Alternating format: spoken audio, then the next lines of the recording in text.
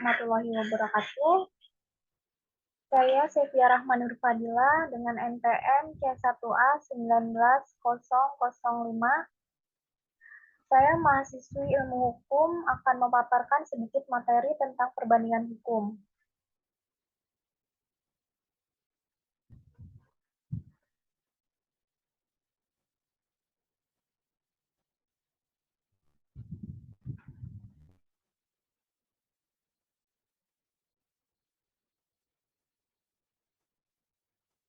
Apa itu perbandingan hukum? Hukum Romawi sekalipun tidaklah menyediakan dorongan untuk mengembangkan perbandingan hukum, karena hukum Romawi bukanlah hasil dari proses perbandingan terhadap hukum-hukum negara lain.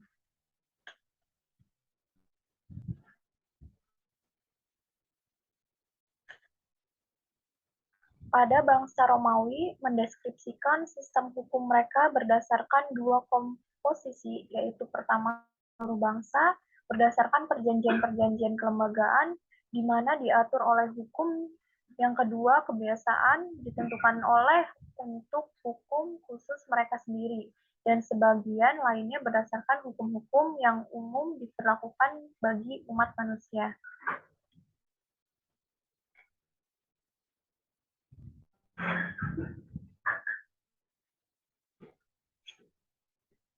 Walaupun pada akhirnya ia tidak terlalu berhasil dalam usaha itu, namun hasil tersebut telah dimiliki nilai akademik sendiri. Di Inggris, dinobatkan sebagai pendiri dari perbandingan hukum karena yang pertama kali menyadari bahwa peraturan hukum seharusnya tidak diperlakukan sebagai hal yang abstrak, tetapi harus ditempatkan secara berlawanan dengan latar belakang dari sejarahnya dan hal-hal berhubungan dengan lingkungannya dimanapun harus pula disesuaikan dengan fungsinya.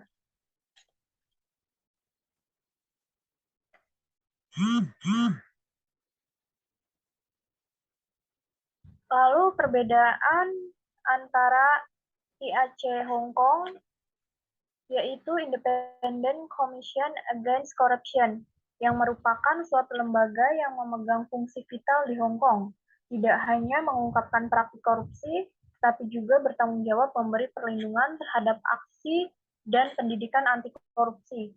Untuk komisioner diatur dalam pasal 12 Ordinance Chapter 204 yang meliputi hal-hal sebagai berikut.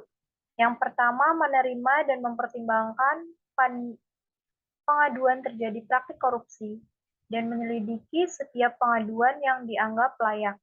Lalu kedua ada penyidikan, yang ketiga ada menyelidiki setiap perbuatan pegawai pemerintah menurut pendapat komisioner berkaitan atau mendorong praktik korupsi dan melaporkannya kepada Chief Eksekutif. Yang keempat, memeriksa praktik dan prosedur masing-masing di departemen dari pemerintah dan badan hukum guna mempermudah pengungkapan praktik korupsi serta menjamin revisi metode kerja dan prosedur yang menuntut pendapat komisioner dapat mendorong praktik korupsi. Yang terakhir ada menginstruksikan nasihat dan mendorong setiap orang atas pemerintahannya mengenai bagaimana cara praktik korupsi dapat ditiadakan oleh orang bersangkutan. Lalu di sini ada KPK Indonesia. Komisi Pemberantasan Korupsi merupakan lembaga negara yang bertugas melaksanakan upaya pemberantasan korupsi melalui 3 strategi, yaitu pendidikan, pencegahan, dan penindakan kasus korupsi di Indonesia. Berdasarkan pasal 6 Undang-Undang Republik Indonesia Nomor 30 Tahun 2002, Komisi Pemberantasan Korupsi yang bertugas sebagai yang pertama, koordinasi dengan instansi yang berwenang melakukan pemberantasan tindak pidana korupsi.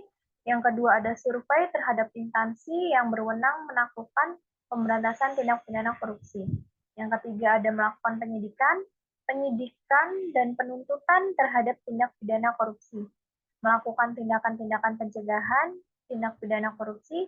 Yang terakhir, ada melakukan monitor terhadap penyelenggaraan pemerintah negara.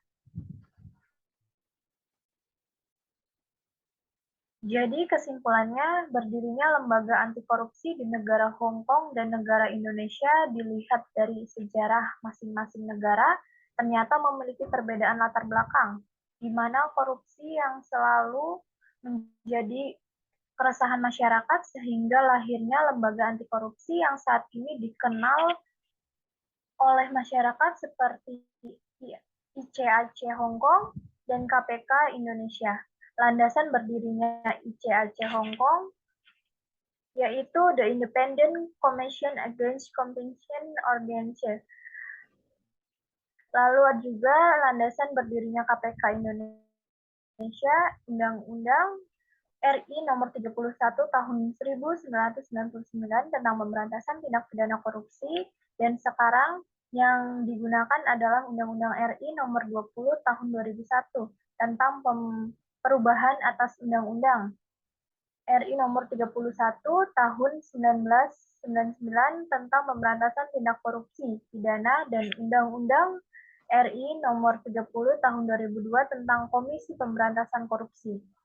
Dari hasil pembahasan yang diketahui bahwa tugas dan wewenang antara ICAC Hong Kong dan KPK Indonesia dalam pemberantasan korupsi memiliki banyak perbedaan dan sedikit persamaan. Walaupun dari tugas dan wewenang didapatkan banyak perbedaan dan sedikit persamaan, akan KPK juga sudah memiliki tugas dan wewenang yang baik, hanya saja implementasinya banyak hambatan.